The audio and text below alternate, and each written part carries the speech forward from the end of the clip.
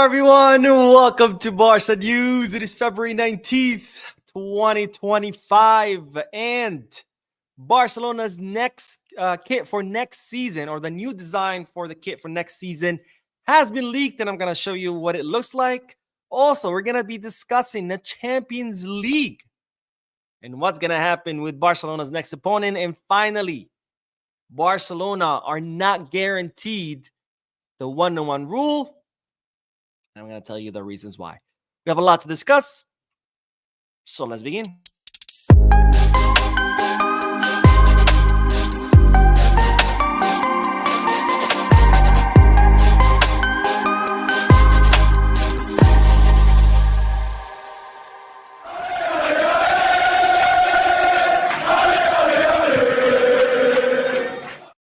Hello, everyone. Welcome to the channel. My name is Mo. This is the Barca News Live podcast, where we analyze Barcelona news, and where I also get to interact with you lovely people in the chat section by reading your comments, answering your questions, and getting the discussion going. The podcasts are, of course, on Mondays, Wednesdays, and Fridays. And for those of you who will be watching the podcast when it ends, I will be putting timestamps in the description and chapters in the timeline in case you do want to skip through the discussion and just get straight into the news. Having said all that, make sure to hit the like button, subscribe to the channel, drop a comment. If you are looking for any Barcelona jerseys or merchandise, make sure to Goal Kids, Kickback, or Fanatics.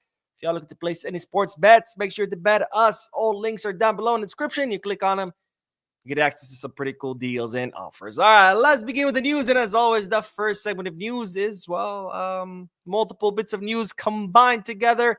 So the first subsection of the first segment is good news because, ladies and gentlemen, Mark ter Stegen has been training on the pitch with the ball. So this is great news because it signals that Mark ter Stegen is nearing the end of his recovery. Now, as you know, Mark ter Stegen suffered a torn ligament in his right knee. He had to undergo surgery in order to repair that tear. He's been out for now 5 months. He's missed most of the season, or like 90% of the season so far. It's been a very long recovery for him because, of course, when you tear a tendon and you have to undergo surgery, it's a very long and complicated recovery process.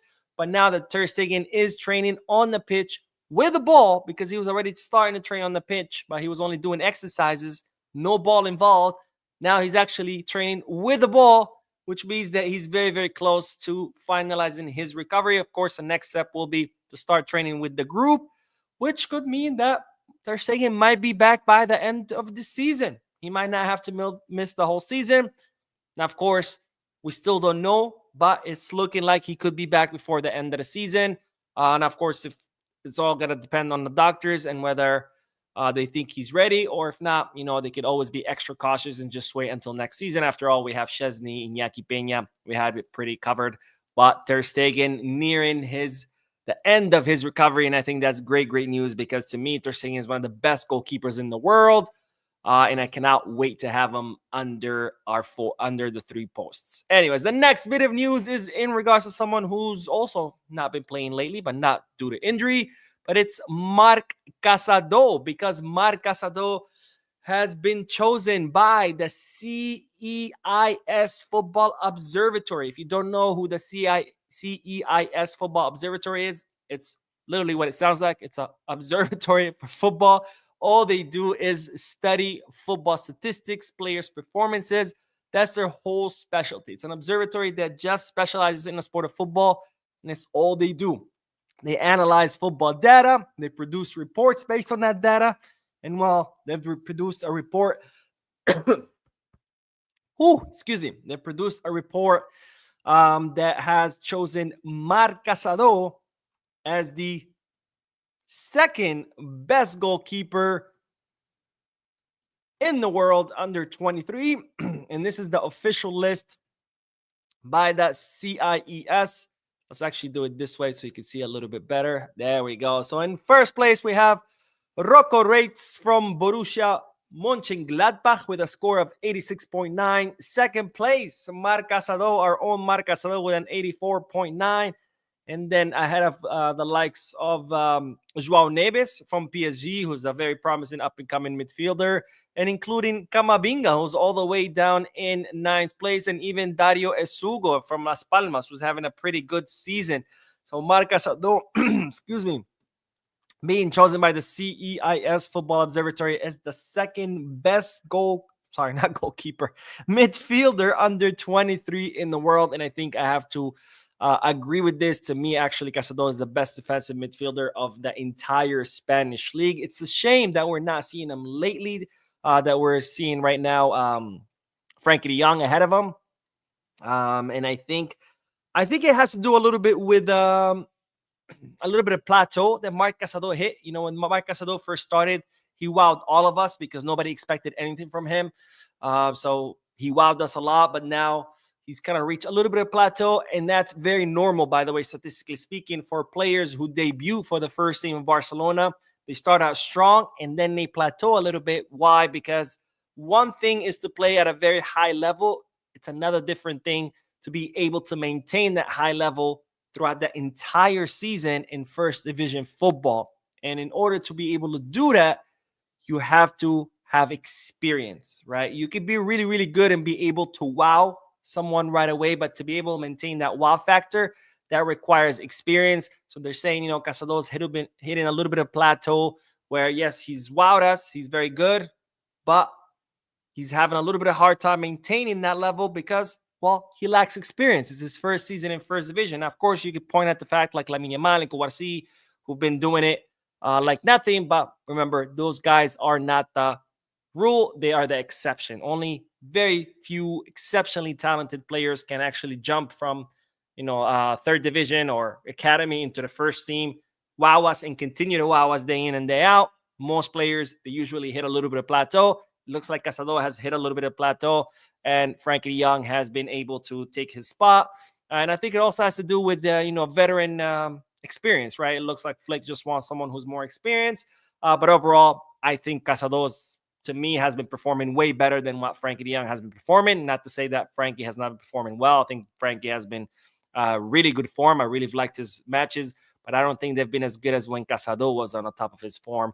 But of course, it's only a matter of time. Casado just jumped to the first division. I'm sure he's going to continue learning, developing, and eventually he'll regain his spot back because to me, he's the best defensive midfielder in the Spanish league. Now, the last subsection of this first segment, or the first subsegment of this first segment, is Barcelona's leaked kit, because Football Memorabilia has leaked Barcelona's home kit for the 2025-2026 season.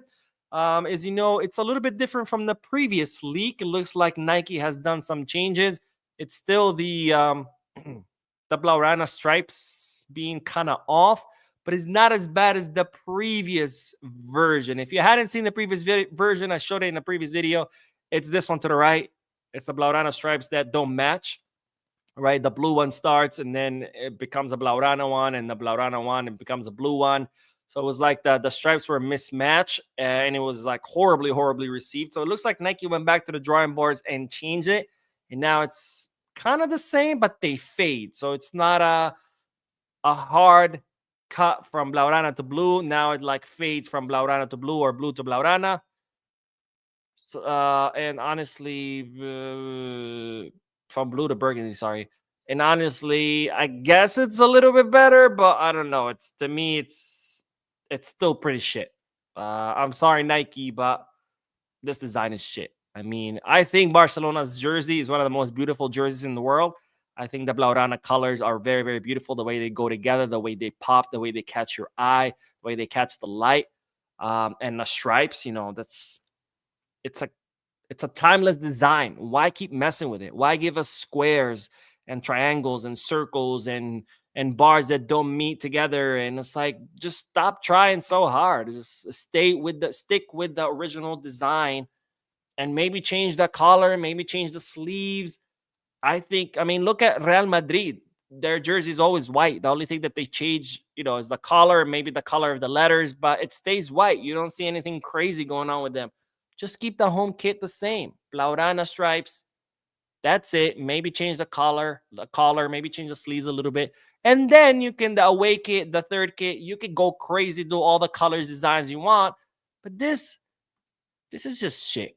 I don't know. Maybe you guys like it. Let me know in the comment section or the chat section. But to me, this design is just absolute crap. In fact, many of the home kits lately have been crap. I mean, this season is amazing, obviously, because it's the anniversary kit, but I haven't bought a home kit in a very long time. Mostly buy away kits. But anyways, you guys let me know what do you think about this kit in the chat section or in the comment section if you're watching this when it ends. All right, let's do the comment section. And then we are going to talk about the Champions League because the playoffs are officially over. Man says, even though Lookman is insane, I still think we should go after H. Who's H? Haaland? Triple X says, Lookman, hell yeah, he will cost less. And guess what? We'll be getting a great winger. He'll be a monster under Flick with all world-class players around him. We'll talk about Lookman in a little bit, so I don't want to get ahead of myself. Leo WB says, genuinely best Barca news channel. Always love that your analysis and feedback criticism is always constructive and you call out bullshit regardless of bias. Thank you, my friend. Thank you. I appreciate it. I appreciate you commenting. I appreciate you watching. And I appreciate that you appreciate what I do because a lot of people, there's a lot of sensitive people out there who, when I dare to criticize someone or call out bullshit, all of a sudden hell breaks loose and they're like, oh my God. And it's like, that's life, my friends. You got to call things the way you see them, right? You can't, just because you support someone doesn't mean you got to support them when they do something wrong. Or just because you don't like someone doesn't mean you should also shit on them when they do something well, right? When someone does something good, you got to say, bravo on doing this thing and doing it well. And when that same person does something bad, you have to call them out and say, hey, that's not cool.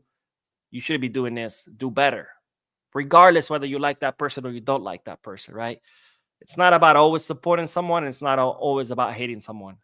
It's about just being fair with what's going on. But for some reason, this concept has somehow just ceased to exist, where people have become so polarized, where you either fully support someone no matter what they do, whether they do great or they do bad, or you fully hate someone no matter what they do, whether they do good or they do bad. It's like, that's it. There's no middle. You're either with us or against us. It is like everything's become like that. Not just politics, but football, sports, everything. It's just like you're either with us or against us. And it's like, no, life is not black or white. It's a lot of gray in between. And you have to be able to navigate that. And if you cannot, navigate that, then you're going to struggle because, again, life is not black or white. Triple X says, one day in Barca with no drama is impossible. So we're back to the one-to-one drama again. Is this La Liga dragging us down or Laporta lies coming to light? Mo, you might be right about. I'll tell you in a little bit. I don't want to get ahead of myself, but it could be a little bit of both, but we'll talk about it. Nathan says, Mo, we should buy Barcola. He is very underrated. He is very good. I'll doubt PSG are gonna want to get rid of him, or if they do, they're gonna want an arm and a leg. Wow. John Williams says, "Hey Mo, thank you so much for your consistent efforts to giving us Barca news. Please, guys, hit the like button, subscribe, and share. Barca. Yes, please, guys, hit the like button. It's the best way you can support your channel.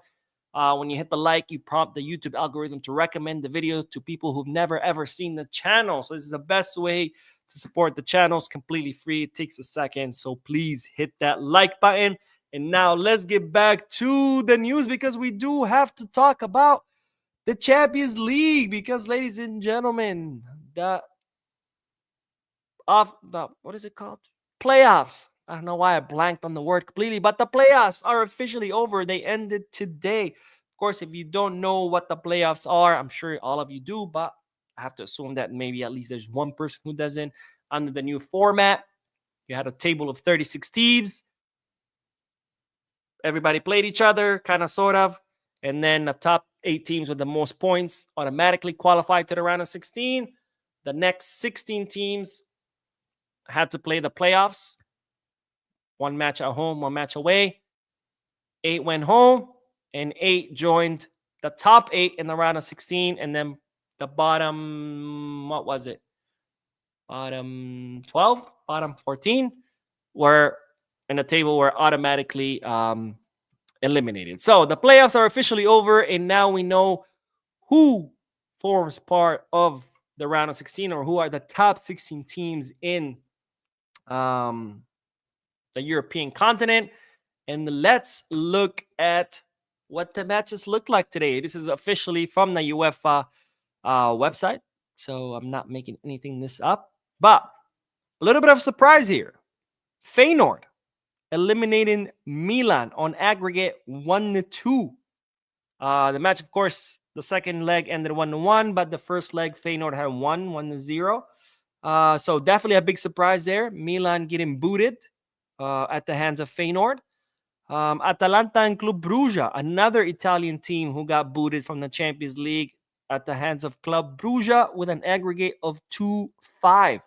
Complete destruction of Atalanta at the hands of Club Brugge. And then Bayern Munich and Celtic. Bayern Munich qualifying 3-2 on aggregate. They scored a goal in, I think it was the 94th minute. Like they had to really scrape for their win against Celtic out of anyone. Like, no disrespect to Celtic, but Bayern should have been able to easily, defeat them, but they really struggled. Benfica Monaco, a match that was very close, but Benfica eliminated Monaco 4-3 on the aggregate.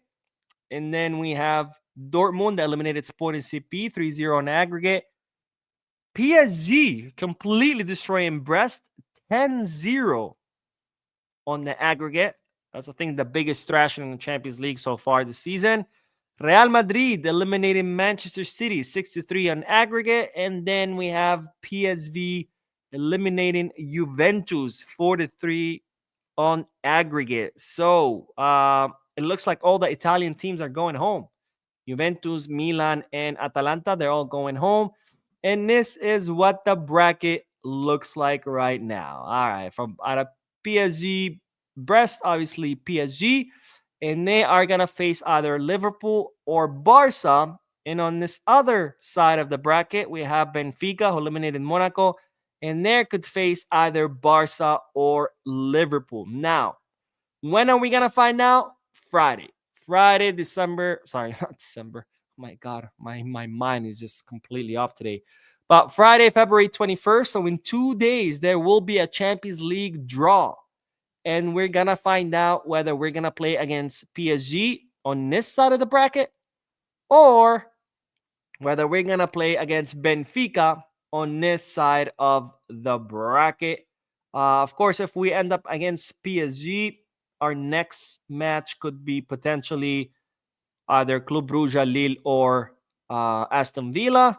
And then if we end up on this side of the bracket against Benfica, our next, assuming we win the round of 16, we qualify to the quarterfinals, our potential opponents could be Dortmund, Aston Villa, or Lille. So this is what the bracket is looking like. Again, Friday, we'll find out whether we face off against PSG or Benfica. And if you were to ask me, who do I prefer? That's tough. That's tough because if I want the easier option, I would say Benfica, because given how PSG are doing, Benfica is the easier option. And I say easier in quotation because this is the Champions League. There is no easy team. There's maybe easier or more difficult, but there is no easy team. Plus, not to forget, Benfica put out one hell of a game against us. I mean, I don't know how the hell we pulled that comeback off, but Benfica caused a lot of problems. So there might be the easier option, but there's still a pretty challenging option. So if I wanted the easier option, obviously I would say just Benfica. So that way we can guarantee. Not really, you can't really guarantee anything, but you have a better chance of making it to the quarterfinals. But as far as football spectacle, obviously PSG. A Barcelona versus PSG matchup is gonna be a lot more exciting to watch than a Barcelona versus Benfica matchup, especially given how PSG are doing really well right now. Also, if I would go with the PSG option, not only is a better spectacle, but I don't want the easy route. If Barcelona can make it all the way to the final and win, I want a tough road. I want this trophy to mean that much more. Like in 2015, right? When we won the last Champions League, we won. Barcelona beat the champions of every European country league. And we already beat Bayern Munich, the champions. Well, I guess it was Bayer Leverkusen, the champions of the Bundesliga. But we'll just say it's Bayern because Bayern have been champions for so long. So we already beat the best from Germany. We beat the best from the champion of Spain, Real Madrid, not in the Champions League, but we beat him in the Spanish Super Cup and in La Liga. Hopefully, we'll beat him again in La Liga and the Copa del Rey. And, beating PSG would mean we beat the best from the French league. And who knows, down the road, maybe we'll beat Liverpool in the final, the best out of the Premier League. And I think that just makes the trophy that much more significant. But of course, I want to hear you guys' thoughts and opinions. Who do you think Barcelona, or who do you want to see Barcelona facing off against in the round of 16? Do you like PSG or do you like Benfica? All right, let's go back to the comment section and then we will talk about the dreaded 1-1 rule and why Barcelona are not guaranteed to continue under the 1-1. Richard says, Mo, what are your thoughts on City quick downfall? They look like they quite quit today against Madrid, giving Madrid confidence. Honestly, I didn't watch the match today. I don't really watch Madrid matches. Plus, I was really busy at work. So I was, if it was Barca, I would postpone my work for later tonight and just do it tonight. But, for a Madrid match and for a Man City, they're just pathetic to watch. It just wasn't worth putting off my work to watch it. What do I think about their downfall? Honestly, it's one of the craziest downfalls I've seen. I mean, all teams eventually experience downfall. When you start a project, you find good players, they start getting used to each other, you make some signings, and then slowly your team starts getting better, and then eventually you reach the top and you're just like the best team, you're destroying everybody, you're winning trophies, and that doesn't last forever.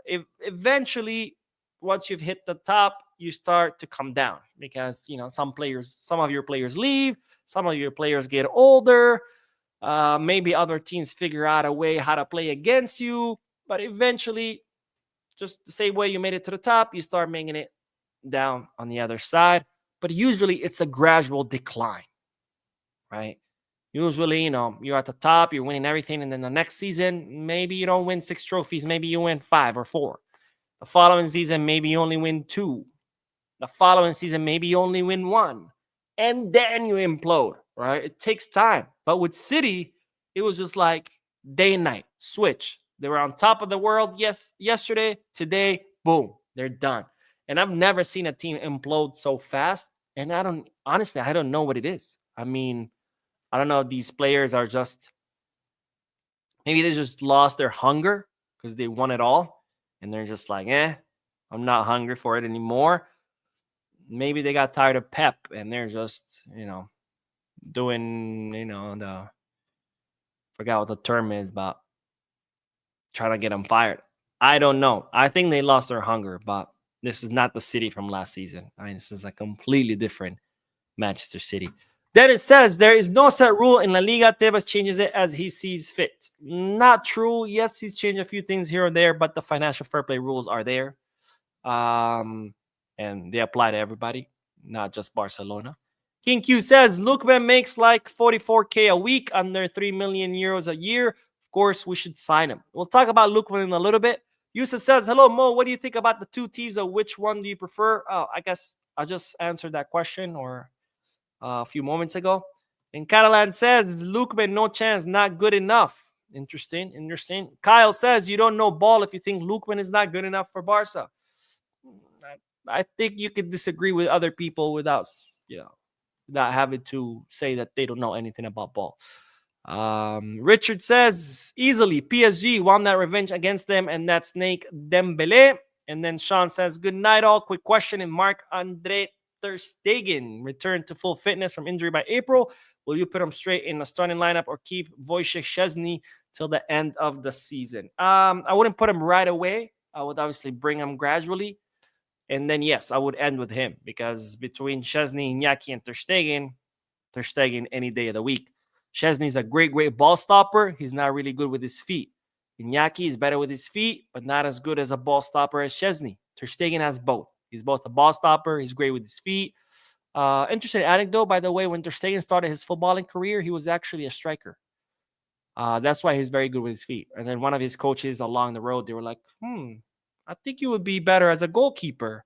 and then they put him on goalkeeper. But that's why he's good with his feet, because he actually started out as a striker, so he started out training with his feet. So that's why he's better than most, if not all, goalkeepers with his feet.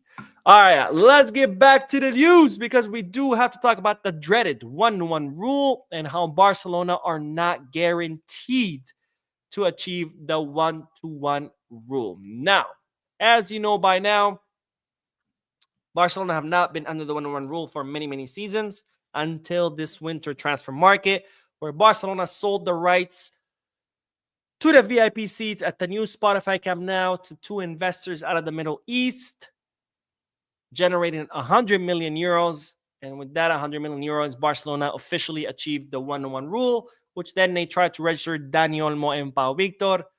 But even though Barcelona had closed the deal, presented all the paperwork to La Liga said, no, we also want guarantee of payment, because, of course, this had happened before. Barcelona closed the Barca Vision deal, where they sold a portion of Barca Vision to the German investment fund Libero. They went to La Liga. They said, look, here's the contract. We closed this deal. We're good to go. La Liga said, all right, you're allowed to register and sign players. And the next thing you know, the money never came for Barca Vision, and La Liga looked stupid. So this time, La Liga did not want to look stupid and said, okay, that's great. Congratulations that you closed this deal. It's going to make you 100 million, but I want guarantees that the payment is going to arrive. Barcelona eventually did present that payment, but by the time they did, it was already past the December 31st deadline. So that's why Olmo and Pau Victor were deregistered, and Barcelona brought a lawsuit stating that Dani Olmo and Pau Victor should be registered because the deal was closed before the December 31st deadline. La Liga saying, no, they shouldn't be registered because Barcelona did not show proof of payment until after the December 31st deadline. And right now, all the paperwork has been presented to the court, and the court will rule by April 15th on who's right, on whether it's Barcelona or La Liga. Now, in a previous video, I told you about how in the paperwork that La Liga submitted to the court, they're alleging some foul play with the VIP seats deal. Now, what's the foul play? Well, again, Barcelona sold the rights to the VIP seats to two companies, which they're refusing to tell us who they are. Jean Laporta has said no. He went on in front of the board of the General Assembly. They asked him. He said, I can't say. There's confidentiality, blah, blah, blah.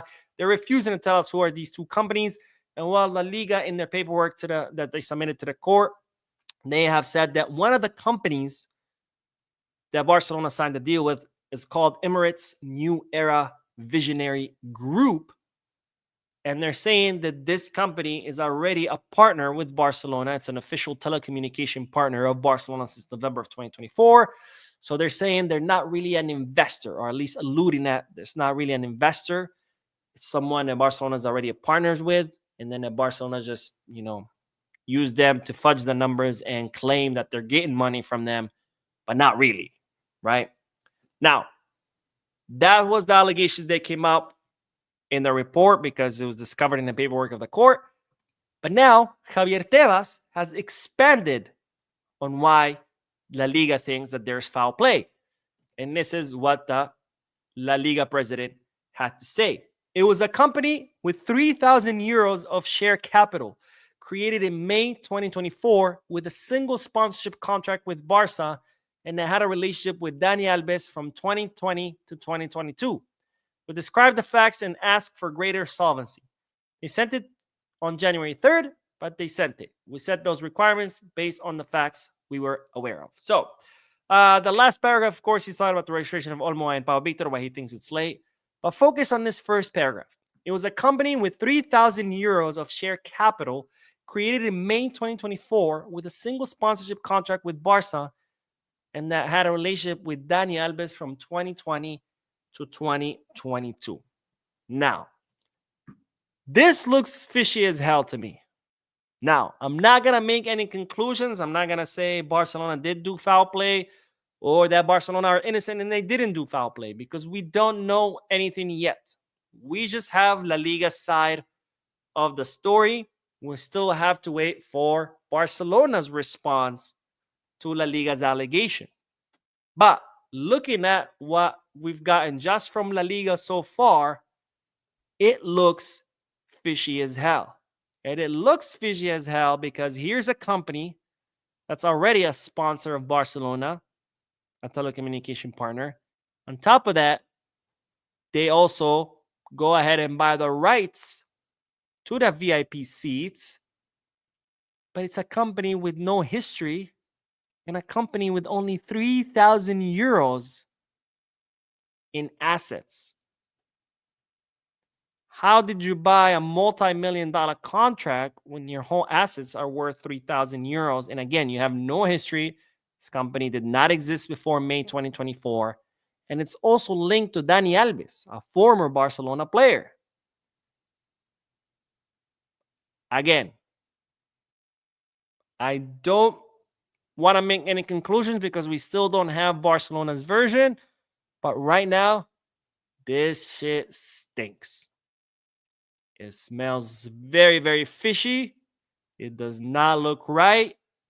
And we need explanations, and we need them quick. Because not only has Jean Laporta not told us or refused to tell us who the investors are, but he needs to explain this. I mean, there might not be anything in it to it. This company, Emirates New Era Visionary Group, sure, could be a company that was just founded with no any kind of assets that's linked to Alves. And Laporta could come out and be like, well, it's actually not them. We signed with someone else. So this could be just total BS. But we need an explanation. Because right now, just hearing La Liga side, not looking good. Now, which brings me, of course, to the main conclusion or the main news, which is Barcelona are not guaranteed the 1-1 rule exactly because of this. Right? Because if La Liga are putting the money in doubt that helped Barcelona achieve the 1-1,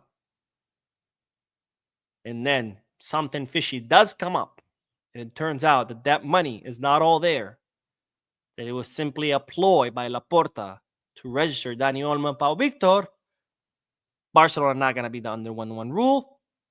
And they're even saying that the board of directors is already acting under the presumption that they're not going to be under the 1-1 rule. And then Jean Laporta has already started looking for new investors and new sponsorships to be able to achieve the 1-1 rule in the summer, because they're already assuming that is not going to happen, that in the summer, the 1-1 rule is going to go poof. So we need explanations, and we need them quick. And I think this is the problem when you have a board that has zero transparency, that doesn't tell you anything. Shit like this happens because, again, this could be all just crap. La Liga could be just throwing shit at the wall, hoping something sticks. Had Jean Laporta in the board from the day one just explain to us, this is what the VIP deal is. This is who we invested with. These are the companies. This is where they're located. Blah, blah, blah, blah, blah, blah. La Liga would have nothing right now. But because they don't tell us anything, now La Liga comes up with this, and we have no version to cross-check it against. We don't have Barcelona's version to be like, oh, no, La Liga's full of shit. We know what happened. Because there is no Barca version, because they didn't tell us anything. So now the only thing we have to go off is what La Liga is telling us, and what La Liga is telling us, it looks pretty fishy. But anyways, let's wait for Barcelona's version before we come up with any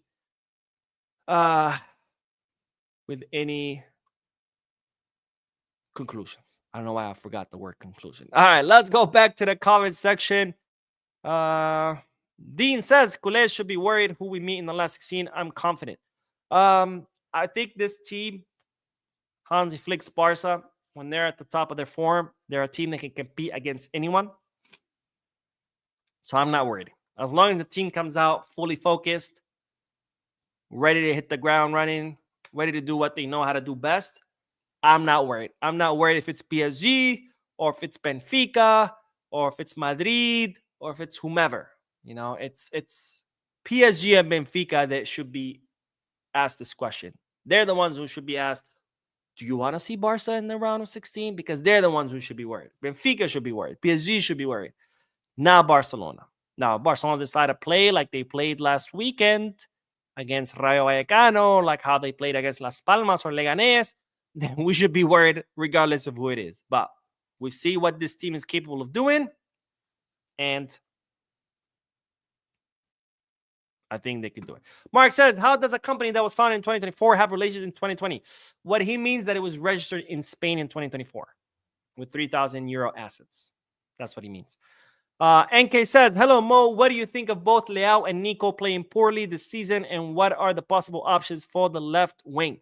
I think that's a very common characteristic of Leao. Again, I think he's an incredibly talented winger. I mean, he has speed, size, strength, dribbling, passing, shooting. I mean, he has it all, but he's just a very inconsistent player.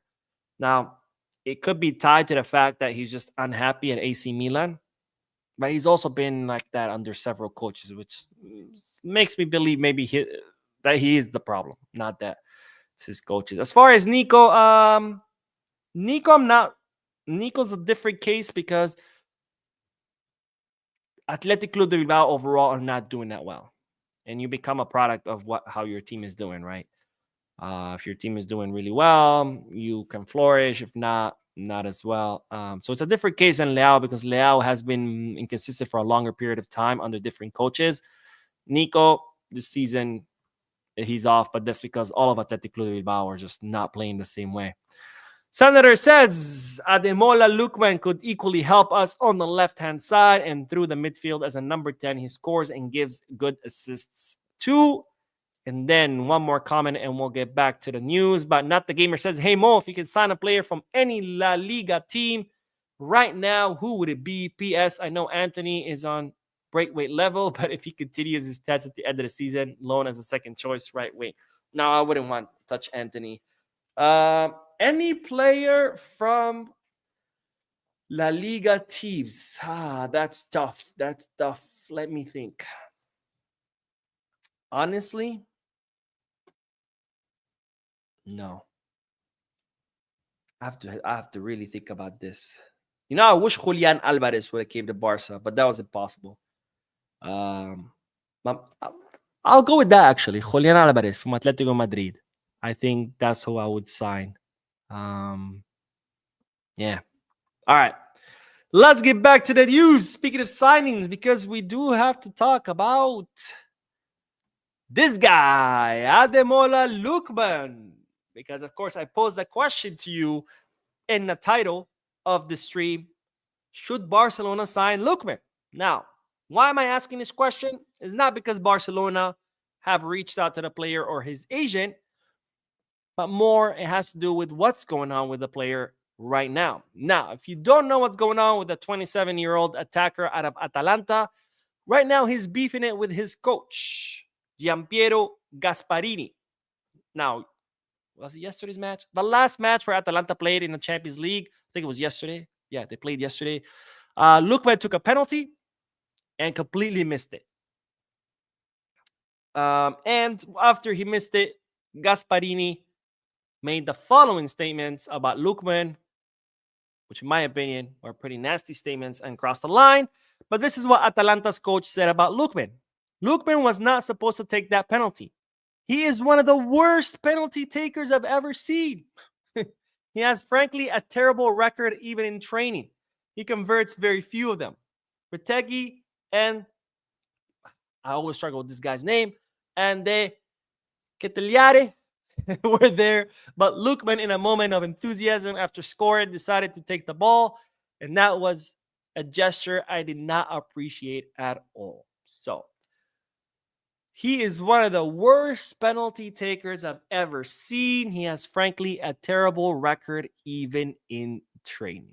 This is what Atalanta's coach said about Lookman taking a penalty kick during the Champions League, which I think crosses the line. I mean, look, he could be 100% right that Lookman is the worst penalty taker in the world, and then he has a terrible record, but that's not something you say about your player to the press. Okay? If you think that, you pull the player to the side in your office during training, be like, look, man, you are shit at penalty kicks. Why did you take that penalty kick? You should never take a penalty kick ever again for this team. But you don't say that to the press. This is your own player. You don't turn on your own players in front of the press. You keep that shit behind locked doors. Plus, you're the coach.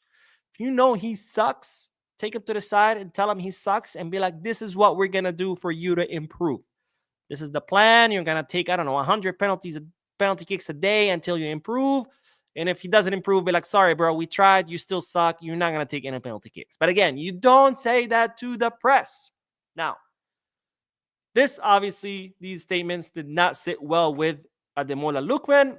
And this is the statement that the player made afterwards. He said, being singled out in the manner I have been not only hurts, but feels deeply disrespectful. I 100% agree. Not least because of the immense hard work and commitment I have always put in each and every day to help bring success to this club and to the incredible fans of Bergamo. In truth, I have dealt with many difficult moments during my time here, the majority of which I have never spoken about, because in my opinion, the team must always be protected and must come first. Thank you. The team must always be protected and must come first. Again, even if you think that he sucks, you don't say that to the press. You say it to the player himself. You say, you suck. Let's find a way for you to improve. Anyways, this makes what happened last night even more hurtful. Along with our incredible fans, we as a team are hurting too with last night's results. So, why did I pose the question on whether Barcelona should sign Lookman or not? Because as you can see, there's problems with Lookman and his coach. And that could potentially be an opportunity for Barcelona. Because Lookman's contract expires in the summer of 2026. Now, Atalanta do have an option to extend his contract unilaterally by one more season. But if the player and the coach are not getting along, that means that this summer he could technically leave. And with only 1 year left on his contract, that presents a good opportunity to negotiate. And Lookman's market value is 55 million euros. And being that he would be entering his last year of the contract, you could probably negotiate less than the 55 million euros, which would be an affordable option for a team like Barcelona, who needs affordable players, who needs players with low salaries, because as someone pointed out in the chat section, Lookman does not have a high salary. And of course, Barcelona are looking for attackers. And Lookman can play as a striker, as a second striker, even as an attacking midfielder. Technically, he could play on the wings, but mostly through the middle. So, my question to you is, seeing what's happening between Lookman and his coach, seeing that he would be entering the final year of his contract, seeing that would make him affordable, both salary and transfer fee-wise, would you sign Lookman, or do you think Barcelona should try to sign Lookman in the summer transfer market, assuming this whole VIP deal doesn't blow up in our faces? All right. Let me know in the comment section or in the chat section, and let's do the comments, and then we will end the live stream, and we'll be posting another video after this because there is more news. King Q says Laporta has to be held accountable for this. If true, yes, La Liga is shitty, but why subject the club to these issues? Yeah, we need an explanation. Like right now, we don't know. You know, La Liga could be completely full of crap, or maybe they're right. We don't know. But we need an explanation because so far what we've heard from La Liga, it stinks. Milo says, Mo, the investment allegation looked very concerning. What could be the possible ramification of this supposed foul play? A counter lawsuit? I mean, besides not being under the 1-to-1, I imagine probably some heavy financial fair play penalties, like maybe not being able to sign anyone for a whole season. Or no, they do it by transfer markets. Like you can't sign anyone for 2 transfer markets or for 3 transfer markets. That's why they say Man City made a bunch of signings this winter. I think they spent something like 200 or 400 million because they're expecting some financial fair play fines because it looks like they were violating financial fair play rules left and right for years. So they might be banned from signing anyone for the next God knows how many transfer markets. So that's why they made a bunch of signings this winter, including Marmoush, who would have been a great addition to Barcelona. So that you could, something like that. Buy also a monetary fine, like an actual fine, and then probably a ban from signing players for several transfer markets. Joe says, do you guys think we stand a chance of winning the treble, or is the squad not right? Let's stop talking about trebles, guys. Take it one step at a time. There's a reason why only Bayern and Barcelona have won a treble twice in the whole history of the world, because a treble is an incredibly difficult thing to pull. Incredibly thing. I mean, it's already something that's impossible for well-established teams, for like rock star teams. It's already too much to ask a team that's like at the top to win it. There's no reason why we should be asking this of Barcelona, who are a brand new project. Sean says, I don't trust Tebas. Remember his track record. This is the same guy who broke the Negrita news and falsely accused Barca of corruption with no evidence. He didn't accuse Barca of corruption. He's the one who forwarded evidence to the prosecutor's office, which led to the opening of the investigation. Two different things. Not to justify what Tebas did, because as I talked about it previous video, what he did was fucked up, and the fact that he's still president, I don't know how. But what he did was he found there was a former board of directors who had died, and while the police were going, he had died, but the police had a search warrant to search his stuff for a separate case, and while going through his stuff, they found a letter with initials, bank accounts, and when that came to surface, it was forwarded. The copy was forwarded to Tebas, and instead of Tebas doing a little bit more digging to see what they mean, he just made assumptions, and he made assumption that the bank accounts were just like bank accounts that Bartomeu used to transfer money to referees to bribe them. So he forwarded that to the prosecutor's office, and then the prosecutor's office opened an investigation. It turns out it had nothing to do with Barcelona. This was just a personal document that this deceased guy had with his bank accounts, and the names, the initials were not of referees or anything like that. It was the people who are responsible for his accounts at those certain banks. So it was a letter that he wrote, hey, in case I die, these are my bank accounts. These are the numbers. These are the banks that they're located, and these are the people in charge of them. So like, go get the money. I'm dead, type thing. So, but Tebas, of course, instead of doing a little bit more digging, he just forwarded to the prosecutor's office. Said, look, I got evidence that Barcelona were bribing referees. So yeah, he's not definitely the best of people, but we still need an explanation about what happened. You know, two different cases. Not the Gamer says, crazy how Penn has half the world reporting your potential departure. Yes, he's good as a 10 and left wing or whatever, but it's complicated. One hand, versatility is good. Other hand, we have another Olmo. All right. And let's see. David says, hey, I finally catch a live stream. I always missed him. Oh, I'm glad you're able to catch a live stream, my friend. Hopefully you can catch more. And Scribbly says, sign Lookman right now. He's crazy player. Left side, Balde, the Spider-Man, and Lookman, the threat. Right side, Yamal. Neymar. No Neymar, please. Dean says, we all would say something is fishy. A company registered Spain 24. It could be they are in the Emirates. Huh? I don't think I understood the second part. A company registered in Spain 2024. It could be they are an Emirates company. They were registered in 2024 in May. It's only 3,000 euros to their name. They're linked with Alves. There's some things that raise eyebrows. I'm not saying that what La Liga is saying is correct and there's something wrong here. It could be nothing. It might not even be the same company because, again, Barcelona didn't mention who the investors are. It could be a completely different company. But we need explanations, right? Because right now we only have one side of the story. Not the Gamer says, imagine getting banned for like 20 transfer markets, coach's worst nightmare. I don't think they've ever done that. I think the most I've seen is like 3 or 4, which is 2 years. I don't know about 20. I think that would be extreme. I mean, 20, all your players would get old and retire and you would have nobody. Because, not everybody's blessed like us with La Masia, where even if we couldn't sign, we could just promote players. But anyways, that is it, ladies and gentlemen. Thank you so much for tuning in. Thank you for your likes, your comments, your subscriptions. If you haven't subscribed yet, make sure you do. If you haven't hit the like button, make sure you do. We'll be uploading another video after this one, so stay tuned to the channel. I'll see you in that video. And as always, Visca Barça.